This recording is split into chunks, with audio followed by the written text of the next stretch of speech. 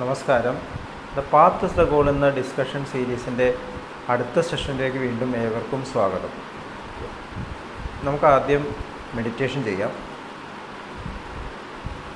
കണ്ണുകൾ അടച്ച് ശാന്തമായിരിക്കും.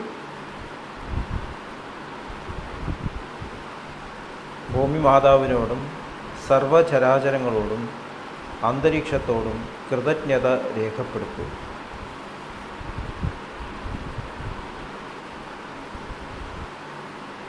ഭൂമി മാതാവിൽ നിന്നുമുള്ള ഹീലിംഗ് എനർജി കാലുകളിലൂടെ പ്രവേശിച്ച് ശരീരം മുഴുവൻ വ്യാപിക്കുന്നതായും ശരീരത്തിലെ എല്ലാ ഭാഗങ്ങളെയും എല്ലാ കോശങ്ങളെയും റിലാക്സ് ചെയ്യാൻ സഹായിക്കുന്നതായും അനുഭവിക്കും.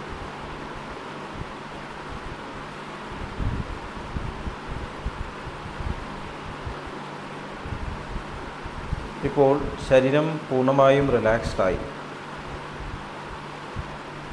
ഈ റിലാക്സേഷൻ ഹൃദയത്തിൽ അനുഭവിക്കൂ. ശ്വാസം ദീർഘമായി ഉള്ളിലേക്കെടുക്കൂ. ഹൃദയത്തിൽ സ്നേഹം നിറയുന്നതായി അനുഭവിക്കൂ. ശ്വാസം പുറത്തേക്ക് വിടുമ്പോൾ സ്നേഹം പ്രപഞ്ചം മുഴുവൻ വ്യാപിക്കുന്നതായും അനുഭവിക്കൂ.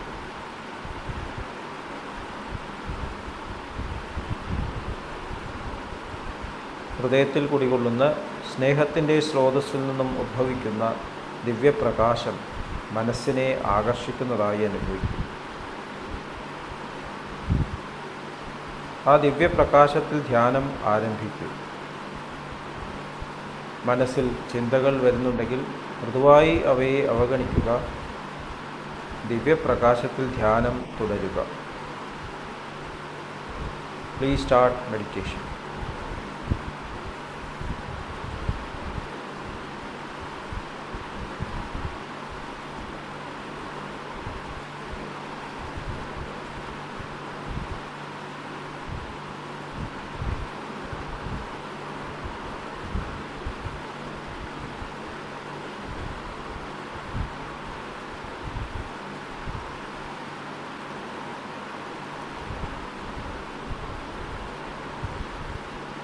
ഓക്കെ.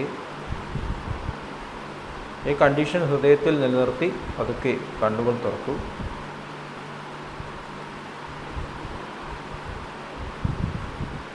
എല്ലാവരെയും ആർദ്രമായി ഹാർട്ട്ഫുൾനെസ് രാജമാർ മെഡിറ്റേഷൻ സിസ്റ്റത്തിലേക്ക് സ്വാഗതം ചെയ്യുന്നു. എങ്ങനെ ജോയിൻ ചെയ്യാം എന്നത് ഡിസ്ക്രിപ്ഷൻ ബോക്സിൽ കൊടുത്തിട്ടുണ്ട്. നമ്മൾ manifesting the goal, manifesting love, ഇതേക്കുറിച്ചാണ് ചർച്ച ചെയ്യുന്നത്.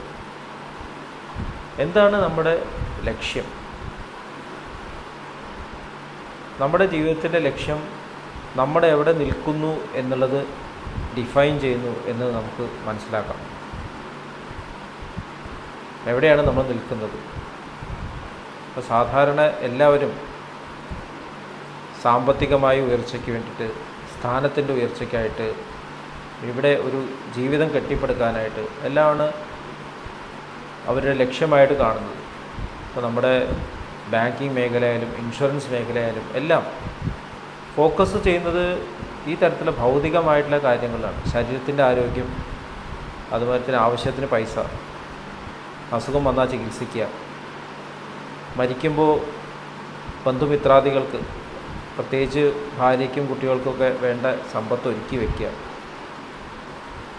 അപ്പോൾ അതിനപ്പുറം എന്താണ് എന്നുള്ളത് ചർച്ചാ വിഷയം തന്നെയല്ല. അപ്പോൾ അത് ഡിഫൈൻ ചെയ്യുന്നവരെ നമ്മളിപ്പോൾ ജീവിക്കുന്നത് ഈ ഭൗതിക ലോകത്തിലാണ്.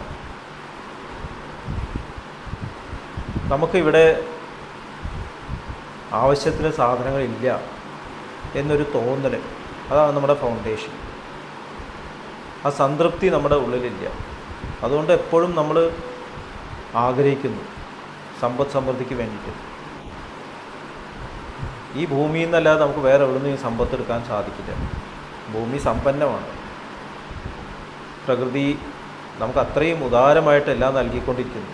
നമ്മൾ ശരിക്കും ഇവിടെ ഒന്നും ഉണ്ടാക്കേണ്ട ആവശ്യമില്ല. ആകാശത്തിലെ പറവുകൾ വിതയ്ക്കുന്നില്ല, കൊയ്യുന്നില്ല എന്ന് ജീസസ് ക്രൈസ്റ്റ് പറഞ്ഞിട്ടുണ്ട്. ഒരു ജീവിക്കും അങ്ങനെ സൂക്ഷിച്ച് വെക്കണം എന്നുള്ള ആ ഒരു തോന്നലില്ല. അടുത്ത തലമുറയ്ക്ക് വേണ്ടിയിട്ട് പൈസ ഉണ്ടാക്കി വയ്ക്കാം ഒരു മൃഗവും ആലോചിക്കില്ല. അവരവരുടെ ജീവിതം ജീവിക്കുകയാണ്. നമ്മൾ നമ്മുടെ ജീവിതം ജീവിക്കുന്നുണ്ടോ? ഇത് ചിന്തിക്കേണ്ട കാര്യമാണ്. നമ്മൾ ജീവിക്കുന്നത് നമ്മുടെ സാങ്കല്പികമായിട്ടുള്ള ഈ തരത്തിലുള്ള ആവശ്യങ്ങളുടെ പുറകെ ഓടിക്കൊണ്ടാണ്. അപ്പോൾ നമ്മുടെ കയ്യിൽ ഇല്ല എന്നുള്ള തോന്നലുകൊണ്ടാണ് നമുക്കതൊക്കെ വേണമെന്ന് തോന്നുന്നത്. അപ്പോൾ നമ്മൾ യഥാർത്ഥത്തിൽ നിൽക്കുന്ന തലത്തിൽ നിന്നും നമ്മൾ എങ്ങോട്ടാണ് നോക്കുന്നത്, അത് നമ്മളുടെ ഈ സ്വഭാവത്തെ കാണിക്കുന്നു. നമ്മൾ നോക്കുന്നത് ഈ ഭൗതികമായിട്ടുള്ള കാര്യങ്ങളിലേക്കാണ്. അപ്പോൾ നമ്മുടെ ഭൂതകാലമാണ്, നമ്മുടെ പഴയ കാലത്ത് മുമ്പേ ചെയ്തിട്ടുള്ള ആൾക്കാർ അത് തന്നെ നമ്മൾ കണ്ടിന്യൂ ചെയ്യണം. അവരെല്ലാവരും ഈ ജീവിതം ജീവിച്ചു, മണ്ണിൽ ജീവിച്ചു, മണ്ണടിഞ്ഞു. ഈ ഒരു ചിന്തയിൽ നമ്മൾ ജീവിക്കുന്നു. അപ്പോൾ അതിൽ കുറച്ച് ബോധമുള്ള ആൾക്കാർ ഇതല്ല ജീവിത ലക്ഷ്യം എന്ന് തിരിച്ചറിയുന്നു. അസതോമ സദ്ഗമയ തമസോമ ജ്യോതിർഗമയ മൃത്യോർമ അമൃതം ഗമയ. അസത്യത്തിൽ നിന്ന് സത്യത്തിലേക്ക് നയിച്ചാലും, മൃത്യുവിൽ നിന്ന് അമൃതത്തിലേക്ക് നയിച്ചാലും, തമസിൽ നിന്ന് ജ്യോതിസിലേക്ക് നയിച്ചാലും എന്നുള്ള ആ ഒരു പ്രാർത്ഥന. എല്ലാവർക്കും ഇക്വാലിറ്റി വേണം, സമഭാവന വേണം എന്നുള്ള ആ ഒരു ചിന്ത. അപ്പോൾ അതിൻ്റെ അടിസ്ഥാനപരമായിട്ടുള്ള വിശ്വാസം എന്താണ്? നമ്മളിപ്പോൾ അസത്യത്തിലാണ് നിലനിൽക്കുന്നത്, നമ്മളിപ്പോൾ തമസിലാണ് ജീവിക്കുന്നത്, നമ്മളിപ്പോൾ അജ്ഞാനത്തിലാണ് ജീവിക്കുന്നത്, അജ്ഞാനതിമിരത്തിലാണ് നമ്മൾ നിൽക്കുന്നത്. ഇപ്പോൾ ആരും ഈക്വൽ അല്ല. ഈ ഒരു ബോധം നമ്മുടെ ഉള്ളിൽ ഉറച്ചിട്ടുണ്ട്. അവിടെ നിന്നാണ് നമ്മൾ തീരുമാനങ്ങൾ എടുക്കുന്നത്. അപ്പോൾ സെപ്പറേഷൻ എന്നാണ് നമ്മൾ ഡിസിഷൻസ് എടുക്കുന്നത് തന്നെ. അതാണ് നമ്മുടെ ലക്ഷ്യത്തെ ഡിഫൈൻ ചെയ്യുന്നത്. ഈശ്വര സാക്ഷാത്കാരം എന്നുള്ളൊരു ലക്ഷ്യം നമ്മുടെ ഉള്ളിലുണ്ട്. ഈശ്വരനെ സാക്ഷാത്കരിക്കുക. അപ്പോൾ നമ്മുടെ അടിസ്ഥാനപരമായിട്ടുള്ള വിശ്വാസം എന്താണ്? എൻ്റെ ഉള്ളിൽ അങ്ങനെ ഒരു ഈശ്വര തത്വം ഇപ്പോഴും ഇല്ല, എനിക്കത് സാക്ഷാത്കരിക്കേണ്ട ആവശ്യമുണ്ട്. ഞാൻ അവിടെ അല്ല നിൽക്കുന്നത്. അപ്പോൾ അതിനുവേണ്ടി ശ്രമിക്കേണ്ടി വരുന്നുണ്ട്, അധ്വാനിക്കേണ്ടി വരുന്നുണ്ട്. അപ്പോൾ സ്പിരിച്വൽ പ്രാക്ടീസ് ഒരു അധ്വാനമായിട്ട് മാറുകയാണ്. പ്രാക്ടീസ് ചെയ്യേണ്ടി വരുന്നുണ്ട്. രാവിലെ എണീക്കണം, പല്ല് തേക്കണം, ഭക്ഷണം കഴിക്കണം, സത്യസന്ധമായി ജീവിക്കണം. നമ്മുടെ പ്രമാണങ്ങളൊക്കെ അത് തന്നെയാണ് പറയുന്നത്. കാരണം ഇതൊന്നും നമ്മളിപ്പോൾ ചെയ്യുന്നില്ല. നിരന്തര സ്മരണയോട് ഭക്ഷണം കഴിക്കണം. സ്മരണ എന്ന് പറഞ്ഞാൽ നമ്മൾ എവിടെ നിൽക്കുന്നു, അതാണ് നമ്മുടെ സ്മരണ. ഇത് ചിന്തിക്കേണ്ട ഒരു കോൺസെപ്റ്റാണ്. നമ്മൾ എവിടെയാണ് നിൽക്കുന്നത്, അതാണ് നമ്മുടെ സ്മരണ. അവിടെ നിന്നാണ് നമ്മുടെ ആദ്യത്തെ ചിന്ത വരുന്നത്. ഫസ്റ്റ് സ്പോൺസറിങ് തോട്ട് എന്ന് കോൺവെർസേഷൻ വിത്ത് ഗോഡിൽ പറയുന്നു. അപ്പോൾ ആദ്യ ചിന്ത അവിടെ നിന്നാണ് വരുന്നത്. നമ്മുടെ ബേസിക് ലെവലെ കാണിക്കുകയാണ്. അപ്പോൾ നമ്മൾ നോക്കുന്നത് നമ്മളെക്കാളും സമ്പന്നരായിട്ടുള്ള ആൾക്കാർ എന്ന് പറയുമ്പോൾ സ്വത്തിൽ സമ്പന്നരായിട്ടുള്ള ആൾക്കാർ, അവർക്ക് എല്ലാ സൗകര്യങ്ങളും ഉണ്ട്. നമ്മുടെ കയ്യിൽ അതൊന്നുമില്ല. ഇപ്പോൾ സഹജമാർഗത്തിലേക്ക് സാധനയ്ക്ക് വരുമ്പോൾ എല്ലാവരും പറയുന്നത് എന്താണ്? നിങ്ങളുടെ കയ്യിൽ ആവശ്യത്തിനില്ല, ഞങ്ങളുടെ കയ്യിലില്ല. നമ്മുടെ മഹാഗുരുക്കന്മാർ നോക്കിക്കഴിഞ്ഞാൽ മിക്കവരും സമ്പന്നരായിരുന്നില്ല. ദാരിദ്ര്യം വോളണ്ടറിയായിട്ട് സ്വീകരിച്ചവരാണ്. കാരണം അവർക്കൊരിക്കലും തോന്നിയില്ല ഞങ്ങൾ സമ്പന്നരല്ല എന്നുള്ളത്. അതാണ് അതിൻ്റെ സത്യം. നമ്മുടെ ഉള്ളിൽ ആ പൂർണ്ണത തന്നെയാണ് ഉള്ളത്. ഞാൻ അവിടെ തന്നെയാണ് നിലകൊള്ളുന്നത് എന്ന് നമ്മുടെ അടിസ്ഥാനപരമായിട്ടുള്ള വിശ്വാസത്തിൻ്റെ സമ്പന്നതയുടെ ആവശ്യമില്ല. പുറമേ നമ്മൾ നോക്കേണ്ട കാര്യം, നമ്മൾ ഓൾറെഡി അത് തന്നെയാണ്. ഞാൻ അമരനാണ് എന്നുള്ള ബോധം വന്നു കഴിഞ്ഞാൽ പിന്നെ അമരത്വത്തിന് വേണ്ടി പ്രാർത്ഥിക്കേണ്ട ആവശ്യമുണ്ട്. ഡിവിനിറ്റിയാണ് എൻ്റെ യഥാർത്ഥ സ്വഭാവം എന്ന് മനസ്സിലാക്കി കഴിഞ്ഞാൽ ഈശ്വര സാക്ഷാത്കാരത്തിന് വേണ്ടി പ്രാർത്ഥിക്കേണ്ട ആവശ്യമുണ്ട്.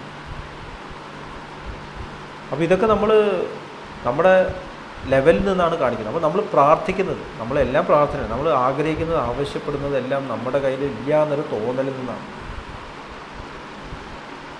അപ്പോൾ ഏത് കാലത്താണ് ഒരു സ്റ്റേറ്റ് വരിക? ഞാൻ ഓൾറെഡി അതാണ് എന്നുള്ള ആ ബോധത്തിൽ ജീവിക്കുന്ന ഒരു സ്റ്റേറ്റ്. നമ്മൾ ഒരു ഫാമിലിയിൽ ജീവിക്കുമ്പോൾ എനിക്ക് ഒരു നല്ല ഫാമിലി വേണമെന്ന് ആലോചിക്കും. എനിക്കൊരു അച്ഛനുണ്ടെങ്കിൽ അച്ഛൻ്റെ അമ്മയുടെയും കണക്ഷൻ നമുക്ക് അച്ഛനും അമ്മേനെ അറിയാം. അങ്ങനെ നമുക്കൊരു അച്ഛൻ ആവശ്യമുണ്ട്, അമ്മ ആവശ്യമുണ്ടെന്ന് നമ്മൾ അച്ഛനെ അന്വേഷിച്ചെടുക്കും. പിന്നെ അപ്പോൾ അച്ഛനെ അന്വേഷിക്കുക, അമ്മയെ അന്വേഷിക്കുക എന്ന് പറഞ്ഞാൽ ആ ബോധം ഉള്ളിലില്ല, അച്ഛനെ കണക്ട് ചെയ്തിട്ടില്ല എന്നാണ്. അപ്പോൾ നമ്മൾ ഓൾറെഡി നമ്മുടെ പേരൻ്റായിട്ട് കണക്ട് ആയി കഴിഞ്ഞാൽ നമ്മൾ അതിനെപ്പറ്റി സ്മരിക്കില്ല. ഫാമിലിയിലാണ് ജീവിക്കുന്ന ആ സ്മരണ നമ്മുടെ ഉള്ളിലുണ്ടാവും. ചിലർക്കത് അഹംഭാവമായിട്ട് മാറും. ഞാൻ ഇന്ന തറവാട്ടിലാണ്. മംഗലശ്ശേരി നീലകണ്ഠൻ, ദേവാസുരം എന്ന സിനിമയിൽ മോഹൻലാൽ അവതരിപ്പിച്ച കഥാപാത്രം മംഗലശ്ശേരി നീലകണ്ഠൻ. ആ മംഗലശ്ശേരി എന്നുള്ള പേരിൽ അദ്ദേഹം വല്ലാതെ അങ്ങോട്ട് അഹംഭവിച്ചു. ഒരു സ്റ്റേറ്റിലെത്തിയപ്പോൾ മംഗലശ്ശേരിയിലെ സന്തതിയല്ല എന്ന് മനസ്സിലായപ്പോൾ അദ്ദേഹം ഡിപ്രസ്ഡാണ്. കാരണം സൂര്യകീടം വീണുടഞ്ഞു എന്നൊരു പാട്ടുണ്ട്. അപ്പോൾ ബേസ് ഇളകിപ്പോയി. അത് അദ്ദേഹത്തെ സ്പിരിച്വാലിറ്റിക്ക് തിരിച്ചു എന്നുള്ള ആളുടെ കഥയിൽ പറയുന്നത്. ഇപ്പോൾ സ്മരണ മാറുകയാണ്. സ്മരണ മാറിയിട്ട് ബേസിക്കായിട്ട് ഞാൻ ഡിവൈനാണ്, ഇതൊന്നും ആവശ്യമില്ല, ഇതൊക്കെ ശരിക്കും എൻ്റെ തന്നെ ക്രിയേഷൻ, എനിക്ക് ഉപയോഗിക്കാനുള്ളതാണ്, എനിക്ക് എൻ്റെ ഉള്ളിലുള്ള ഈ ദിവ്യതയെ മാനിഫെസ്റ്റ് ചെയ്യാനുള്ളതാണ് എന്ന് മനസ്സിലാക്കി ജീവിക്കണം. അപ്പോഴാണ് നമ്മുടെ ലക്ഷ്യം മാറുന്നത്. നമ്മൾ ലക്ഷ്യത്തിൽ എത്തിച്ചേർന്നു. ഡിവിനിറ്റി നമ്മുടെ സ്വഭാവമാണ്, സത്യം നമ്മുടെ സ്വഭാവമാണ്, അമൃതത്വം നമ്മുടെ സ്വഭാവമാണ്. ഇനി അതിനുവേണ്ടി പ്രാർത്ഥിക്കേണ്ട ആവശ്യമില്ല. പ്രാർത്ഥന തന്നെ ഇവോൾവ് ചെയ്യുന്നു മനുഷ്യൻ വളരുമ്പോൾ. സഹജമാർഗത്തിൽ പ്രാർത്ഥന, O master thou art the real goal of human life, we are yet but slaves of wishes putting bar to our advancement, thou art the only God and power to bring us up to that stage. അപ്പോൾ ആദ്യമായിട്ട് നമുക്കൊരു ലക്ഷ്യം ബാബുജി മഹാരാജ് പറയണം, അങ്ങനെ പോലെ ആവോ, വേറെ ലക്ഷ്യം എനിക്കില്ല. രണ്ടാമത്തെ ലൈൻ, ബാക്കിയെല്ലാം എൻ്റെ ആഗ്രഹം, ബാക്കിലേക്ക് നോക്കേണ്ട ആവശ്യമില്ല, അതൊക്കെ എൻ്റെ ആഗ്രഹങ്ങളാണ്, എനിക്കൊരു ലക്ഷ്യം മാത്രമേ ഉള്ളൂ, എന്നെ സഹായിക്കുന്നത് അവിടെ മാത്രമേ ഉള്ളൂ. അത് ഒരു സ്റ്റേറ്റ് കടുമ്പോൾ ഈ പ്രാർത്ഥനയും കൂടി വേണ്ടി വരില്ല എന്ന് നമ്മൾ മാസ്റ്റർ തന്നു. നമ്മളവിടെ എത്തിക്കഴിഞ്ഞു, പിന്നെ ആരോടാ പ്രാർത്ഥിക്കുന്നു? പിന്നെ പ്രാർത്ഥന ഭാവം മാറുകയാണ്. ഈ സ്വത്ത് ഞാൻ എങ്ങനെ ഇവിടെ വിതരണം ചെയ്യും, മാനിഫെസ്റ്റ് ചെയ്യും, അതായിരിക്കും പിന്നെ നമ്മുടെ ഒരേ ഒരു ലക്ഷ്യം. അവിടെ അഹംഭാവമില്ല, അവിടെ ഭയമില്ല, മരണം എന്ന ബോധമില്ല. അപ്പോൾ മാനിഫെസ്റ്റിംഗ് ലവ് എന്നുള്ള ആ സ്റ്റേറ്റിലേക്ക് എത്തണം എന്നുണ്ടെങ്കിൽ നമുക്ക് ഓൾറെഡി തിരിച്ചറിവുണ്ടാവണം, ഞാൻ അവിടെ തന്നെയാണ് എന്ന് തിരിച്ചറിവുണ്ടാവണം. ആ തിരിച്ചറിവോടുകൂടി ജീവിക്കാൻ നമ്മൾ പഠിക്കേണ്ട ആവശ്യമുണ്ട്. ഭഗവാൻ ശ്രീകൃഷ്ണൻ ഭഗവത്ഗീതയിൽ പറയുന്നത് ഏറ്റവും വലിയ ദുഃഖങ്ങൾ കൂടി വ്യതിചലിക്കാത്ത ആ ഒരു സ്റ്റേറ്റാണ് യോഗം എന്ന് പറയുന്നത്. ഏറ്റവും വലിയ വിഷമങ്ങളോടുകൂടിയും നമ്മളെ തളർത്തില്ല, കാരണം അവിടെയാണ് ഞാൻ. അപ്പോൾ യോഗ എന്നുള്ളത് പ്രാക്ടീസിലൂടെ നമ്മൾ ആ യോഗയിൽ എത്തിക്കഴിഞ്ഞാൽ പിന്നെ ഇവിടെ പ്രാക്ടീസിൻ്റെ ആവശ്യമില്ലാണ്ടേ മാറും. പിന്നെ പ്രാക്ടീസ് എന്താണ്? ആ യോഗയുക്തനായിട്ട് ഇവിടെ ജീവിക്കുക എന്നുള്ളതാണ്, മാനിഫെസ്റ്റ് ചെയ്യാനാണ്. അപ്പോൾ ഹാർട്ട്ഫുൾനെസ്സിൻ്റെ യഥാർത്ഥ ലക്ഷ്യം മാസ്റ്ററെ ഇവിടെ പ്രകടമാക്കുക എന്നുള്ളതാണ്. കാരണം ഹാർട്ട്ഫുൾനെസ് മറ്റുള്ള സിസ്റ്റംസിനും പലതിനും വ്യത്യസ്തമായി നിൽക്കുന്നത്. മാർഗം തന്നെയാണ് ലക്ഷ്യം എന്ന് മഹാത്മാഗാന്ധിജി പറഞ്ഞത് അതുകൊണ്ടാണ്. അപ്പോൾ അതിന് അവസാനം വരെ കാത്തു കണ്ടാൽ അദ്ദേഹം വീണ്ടും വീണ്ടും ആവർത്തിച്ചു.